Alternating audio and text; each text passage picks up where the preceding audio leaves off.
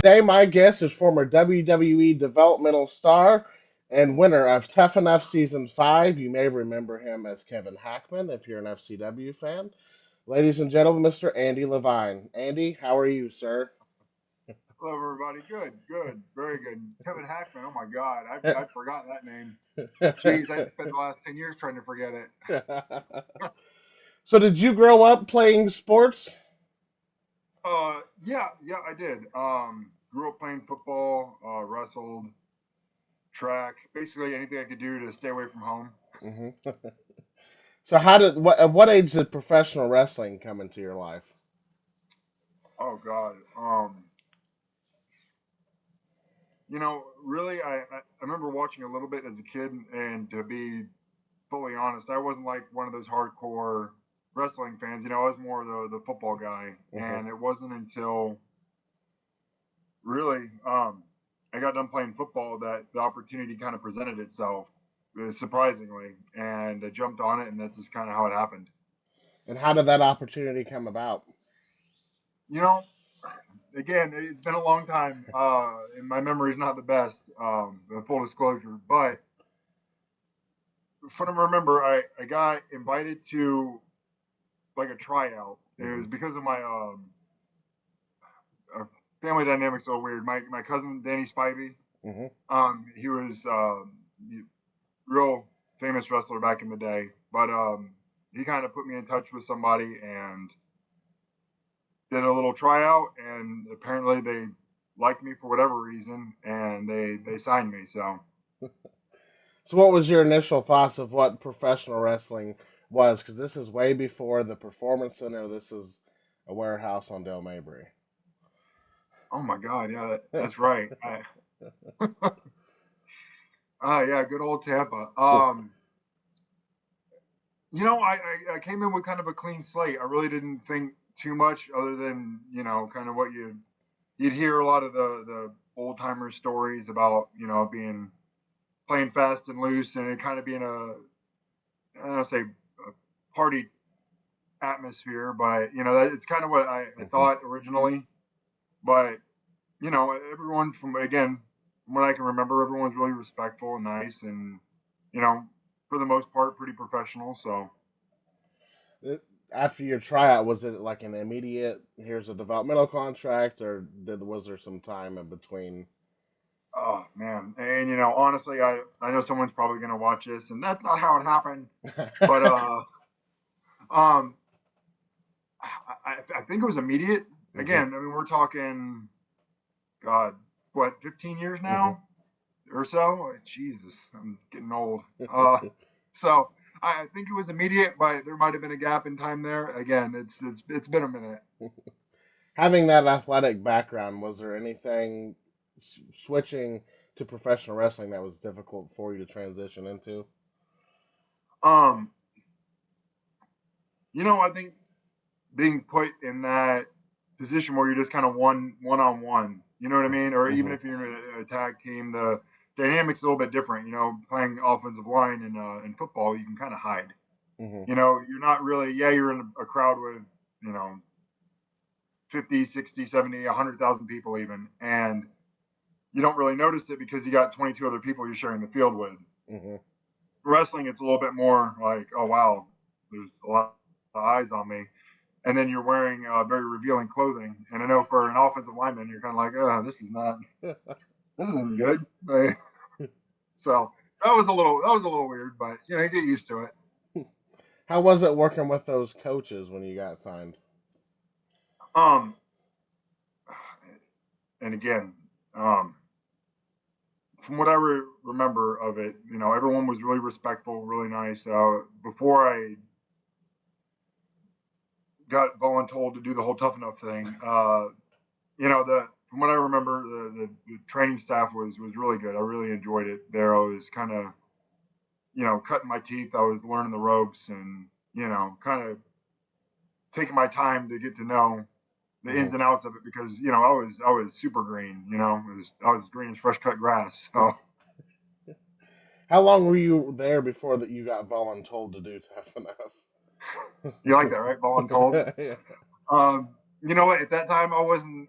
I didn't have the mental capacity or the understanding of the business to understand what I was even walking into. Hmm. Um, but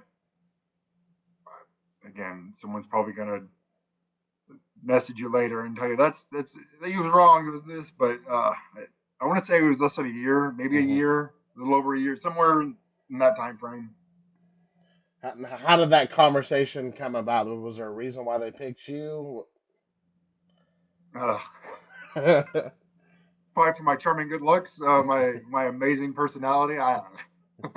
Was that something you felt like you I'm were kidding. ready to I have do? no idea. Huh? Was that something you felt like you were ready to do? Because that's different Oh, from going to Tampa and then you're like, okay, we're putting you on national television. hell no. I mean, in all honesty, if I could take it back, I would have never. But you know, what choice do you kind of have? You know, as a Mhm. young man, young family, you know, you presented this opportunity, you don't really fully understand what it entails, and you just kind of like, ah, screw it, yeah, I'm gonna do this. This will be great. And you know, hindsight, because all that stuff is, it's all, it never goes away. You know, and Mhm. that's something that I don't want to say I regret, but if I could do it all over, I wouldn't do it. And why is that? Is there a particular reason? Well, I think the biggest reason, and I mean, in how can I trying to word this correctly, but if I not that I'd want to do my life over because I live a great life Mhm. right now. I have an amazing wife, great kids. You know, I wouldn't change anything for the world. But if I could do that portion over, you know, I was learning. I was Mhm. a young man, never wrestled before. I had a lot of dues to pay. Mhm. You know, before being put in that spotlight when you know some of the best names wrestling's had to offer, Mhm. and I was doing fine. You know, I was progressing how I felt like I probably should have been progressing. And then being thrust in that spotlight, it kind of changes the dynamic. So Mhm. I think that if I would have been left alone to take my time, develop the right way, things might have worked out differently. Which you know, at the end of the day, they didn't, and things worked out for me. So I Mhm. can't really complain too much. How was it switching to go to Tough Enough and that was it filming constantly? It was a whole different dynamic, like you said. It was. Um, and I mean, I've dunked my head one too many times. My memory is not the best. So, um, you know, I remember there being a lot of cameras in there. Honestly, I Mhm. don't even remember really anybody from the crew, Mhm. to be honest. It all seems kind of like a blur. Um, but yeah, you know, I mean, it was a reality show. You know, Mhm. it's wrestling, so it's all gonna be a little bit scripted. Granted, you know, some of the interactions were real, and they kind of put you in these positions to have these interactions. But you know, it was a little weird, but you kind of get used to it because it's it's every day. So Mhm. when something's going on every day, you acclimate to it very quickly. Mhm. Is there any particular moments that stand out more than others during Tough Enough, good or bad? You know, I vaguely remember feeling kind of it was awkward because I was married at the time to my now ex-wife, uh, and you know, being felt like every move that I make, every thing that I do is going to be scrutinized. They're going to Mhm. put me in positions to kind of make it to create that drama, but that drama is going to follow me back home, Mhm. you know. And so I remember not being kind of myself because you got other people that are watching at home, and it's like, like, oh, can I do this? Can I say that? Like, I Mhm. better not do this. So that part was really, from what I remember, very uncomfortable. Mhm. So again, I was fine where I was. I didn't obviously doing the tough enough thing didn't really help anybody in this situation. But yeah. So As time progressed and we're getting down to the finals, there was it becoming like more. What was that feeling like? If because it's not you're not just a developmental wrestler at this point. Now the spotlight, you're one of the final ones, and then you win Tough Enough. What was that feeling like? you know, it was. it was kind of surreal, but there Mm. was always that little voice in the back of your head that kind of was like, this was planned all along. Mm-hmm. Whether that's the case or not, I mean, I honestly, I don't know. Um, it kind of, in my own mind, it cheapened it a little bit because it felt like, well, I was already there. They did the interview and I was probably put in that spot and they probably kind of had that preordained. Mm-hmm. Whether again that's how it is or not. But there was always that little voice in the back of your head that kind of felt that way. So it never felt really, fully real, I guess you could say. Mm-hmm. I don't think a lot of people knew that you were a developmental wrestler during this time frame because like developmental wasn't NXT where it was publicly televised worldwide at the time. Yeah, I think it was more like local television, right? Yeah. So, but I mean, yeah, FCW or NXT, it was the same thing. They just kind of rebranded it and then made it more global. That was like right as I was leaving or right after I left in that time frame. But yeah, from, I might be wrong on this, but from what I think happened, I think they were interviewing a bunch of people Mm-hmm. that were at FCW. So, I wasn't the only one, but obviously I was one of the ones that got picked. Mm-hmm. So before you went out there and you won this, did they tell you, hey, whoever wins, you're getting this, you're getting the stunner, was that just all Oh, on the fly? that part. Oh, Yeah. okay. I thought you were talking about contract wise. I was like, yeah, there's a lot of promises made. Uh, God, I don't remember. I Mhm. don't. I remember afterward, uh, having some choice words thrown my way. Because I didn't know what the frick I was doing, man. Mhm. I had no idea. No one really smartened me up to it. And hindsight's always 2020. I wish I would have reacted in a different manner. Especially being in that spotlight with you know Stone Cold and Vince McMahon. I mean, a huge opportunity that was missed because I wasn't ready. I wasn't prepared. Mhm. Preparation plus opportunity equals success. I wasn't prepared for that opportunity, and it didn't lead to a successful outcome. So, yeah, but nothing was really, from what again, I might be wrong, but from what I can recall, nothing was really coached like, hey, it's gonna do this, this, this, this, and that, and you're gonna Mhm. do this. So, What was the next move after you went tough enough? And that's always a weird transitional period for like WWE when you win a contest or whatever, because they don't immediately throw you on TV. They send you back no, down to developmental. Did they have any plans that you can recall? not that I remember. I do remember, and this is kind of soured me quite a bit. And hindsight being a young man, and when you're younger, you're a little bit more emotionally driven. You don't think about the big picture. But I remember after the show, there was a long period of time. I say long, it had to have been a couple months where I wasn't under contract. I wasn't getting paid for anything. They didn't sign me right away. So I wasn't having any type of paycheck. I had no money coming in. I had the wife and kid. We'd saved a little bit because we got paid. I know it was like less than a grand. Oh, yeah, it was way less than a grand a week to do the TV show.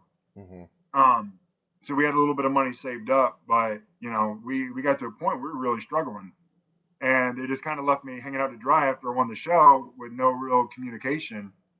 And finally, I think either I called or someone on my behalf called, and again it was like, hey man, he's going in debt really bad. Like, can you guys hurry up? So then finally, like, oh yeah, okay, yeah, sorry. But it was that whole thing, and that really put had a sour mindset. I think Mhm. after that, kind of like a I don't give a shit kind of attitude. Mhm. Which again, you're more emotionally driven as a younger man. You don't see the big picture.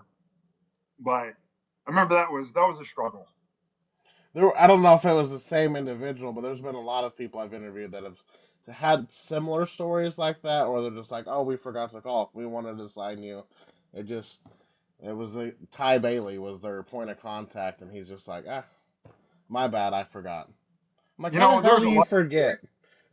there's a lot of those guys. Looking back on it, now that I'm older, Hmm. uh, there there's a lot of those guys in those upper kind of positions that, man, I wouldn't touch them with a 10-foot pole Hmm. with plastic wrapped on the end of it. I mean, just kind of slimy, Hmm. just not the type of people I want to be around. Not genuine. And not saying that as a bitter thing. Just again, looking back, like, oh, what a freaking dirtbag. Hmm. I would never interact with you as a grown man now. But you have to. They're in charge. But yeah, I don't know. No. So you went tough enough, and then you're sitting at home, and then you guys, they finally reach out, or the agreement's made, and then what was next? You just go back to developmental for a time What period? I from my understanding, yeah, it was just you went right back to developmental. So And did they just, they're like, oh, he's here, or did they have a plan for you? excuse me. Honestly, I don't remember. I don't think so. I think that's something that would stick out in my mind. Like, hey, we Hmm. got this plan. Here's what you're gonna do. Blah blah blah. I was still young. I didn't know what I was. Hmm. In all reality, I really didn't know what I was doing fully.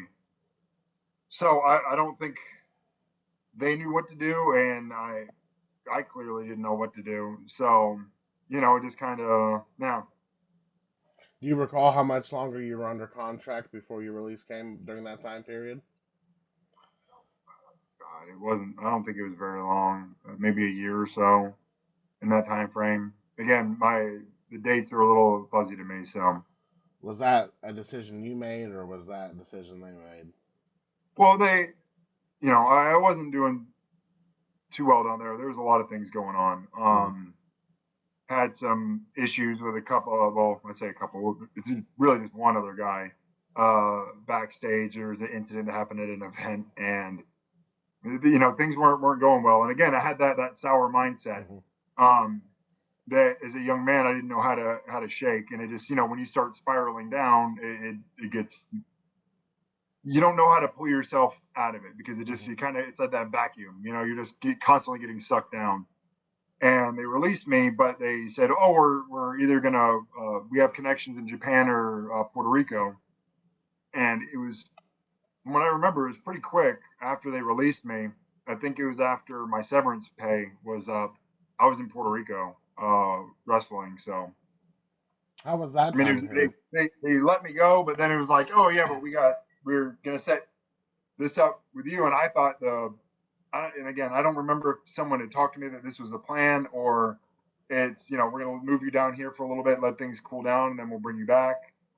I vaguely remember that being a conversation with Hmm. somebody, because I don't think I would have agreed to go to Puerto Rico just as an open ended thing. Hmm. Um, but yeah, so that's kind of how that all transpired.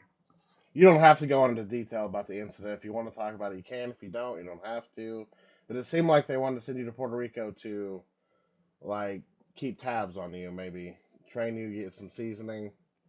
Yeah, and I Yeah. mean that's kind of the way I took it.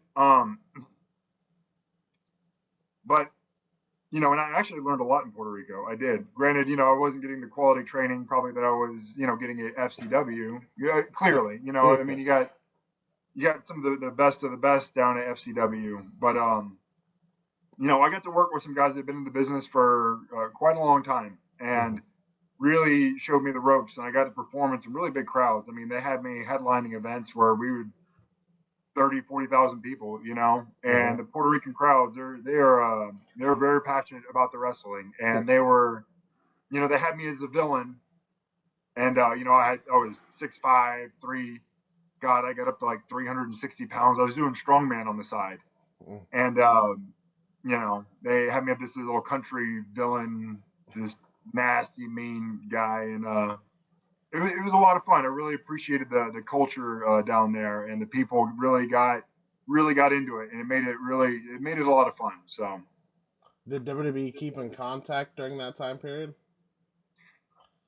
I I think I might have talked to Demont. Is that his name? Hmm. Demont. Yeah, talked to him a few times. But God, what a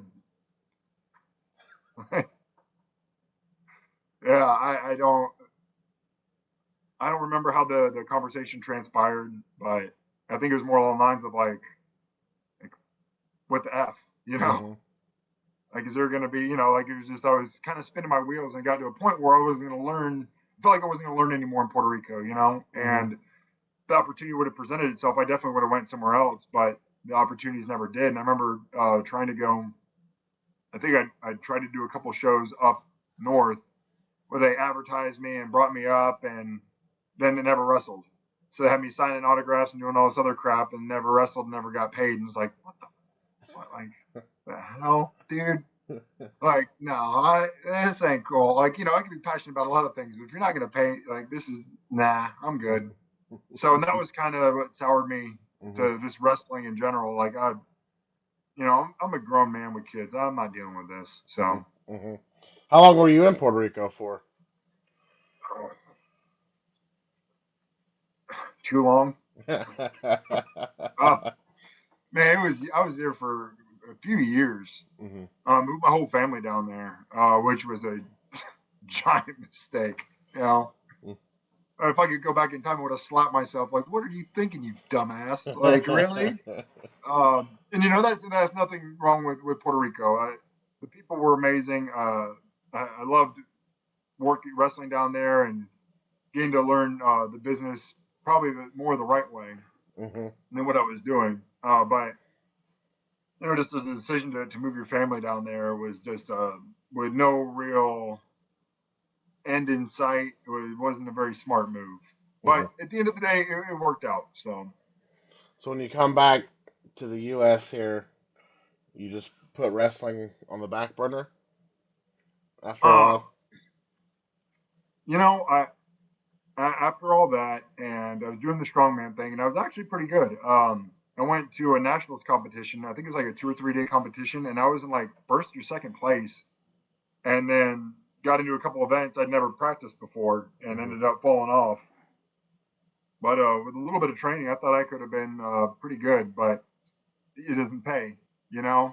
And after wrestling got done, I didn't have a job, and all the funds that I had made with wrestling, I mean, you spend that just in a daily Mm-hmm. life, and got separated from the ex-wife now, and yeah, I decided I'm done with this. I need to kind of, I need to find something to straighten life out, because really, yeah, playing football, like, yeah, it's great. You got a chance to play in the league, like, oh, cool. You get into wrestling, oh man, that's really neat. Mm-hmm. But then when you go to apply for a job at the time, I don't know how old I was, 27, 28, Mm-hmm. and it's, did strongman, won a couple of competitions, and it's like, oh, so what are your job qualifications? Well, I can run and hit people really hard. I can talk shit, and I can pick up heavy things. That's really not like the best things to put on a resume. So I kind of had to start life over again, and decided to join the military. I thought that would give me the best opportunity to try to get some type of skill set that was going to be for some use in society. Mm-hmm. So how has life been after wrestling? um, it's been quiet. It's been very quiet. I did the army thing for a while. Had, had more injuries than I can count, unfortunately.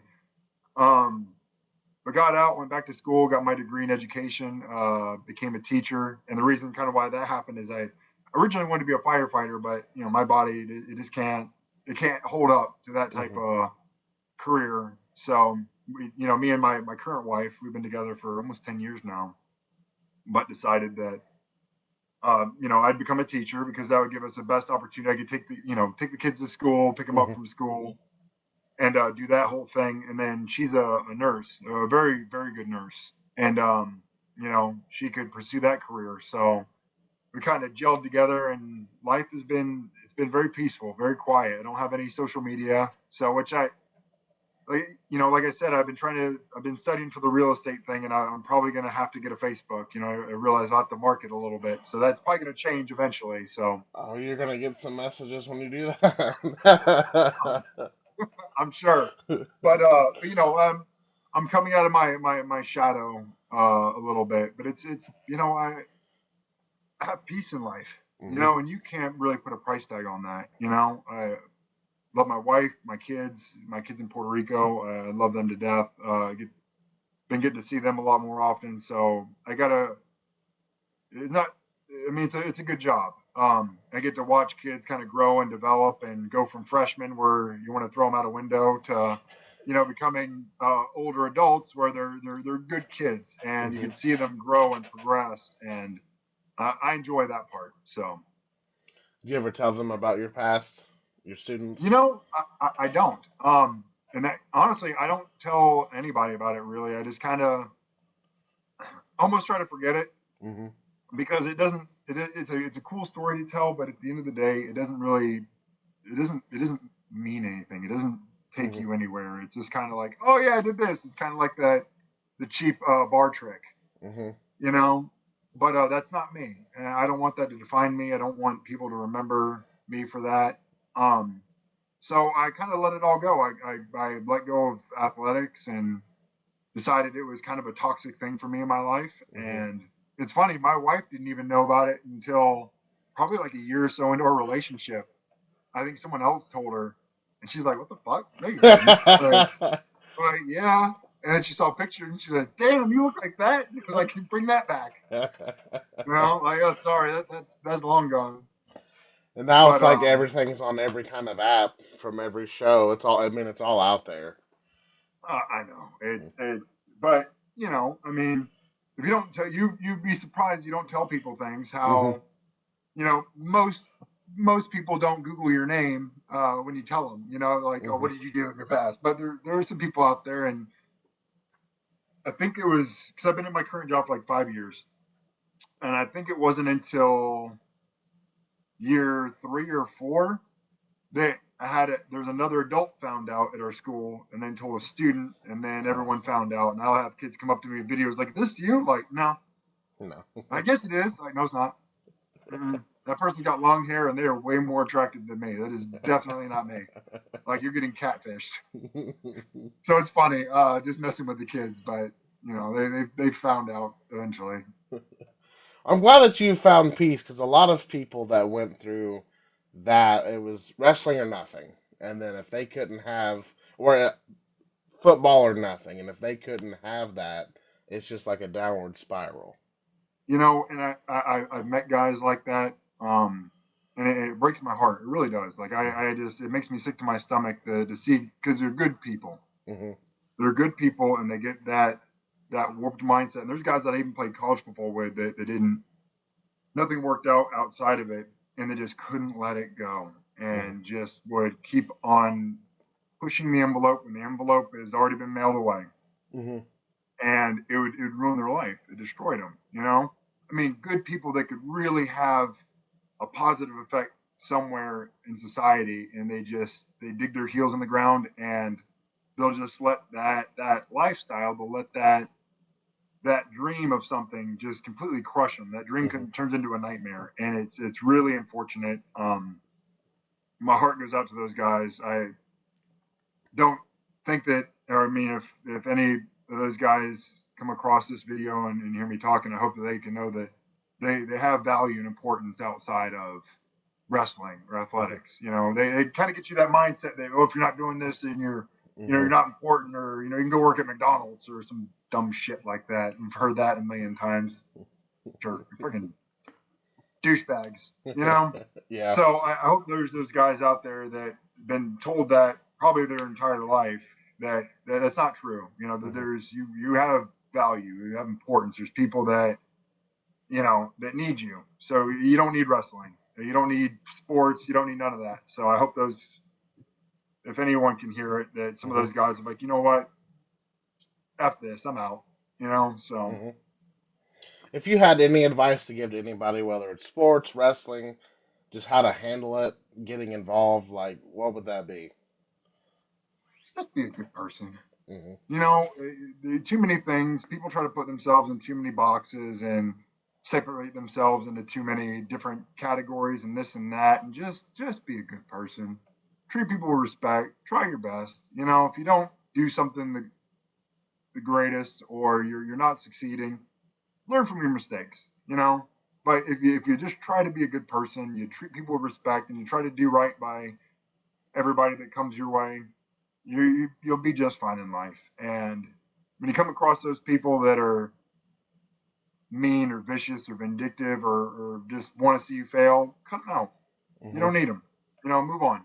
It's really it's a simple calculus. I think if anyone does that and follows that life advice that I've learned the hard way, you'll be fine. And I tell my kids the same thing: just be a good person. Hmm. Be a good person. Try your best. Life ain't easy. It's Yeah. it will kick you in the nuts and just keep on kicking until you make it stop. Hmm. But Absolutely. yeah, once you get it to stop, you realize that you don't need all those other things. So Well, I just want to say thank you for taking a little time out. I love your positive outlook. Thank you for what you've done for professional wrestling, and thank you for what you're doing today. I mean I don't know what I've done for the rest, but I appreciate the kind words and yeah, it's like I said, my buddy kind of nudged me to get me out of my shell a little bit, and this is the first interview I think I've done in over a decade. So, but yeah, thank you for thinking of me and for taking the time this morning. So now I get to go out and do the dad thing and mow the yard and do all that fun stuff. Well, if there's ever anything that I could do, please feel free to reach out. Oh yeah, absolutely, man. I appreciate it. You have a good day. You too.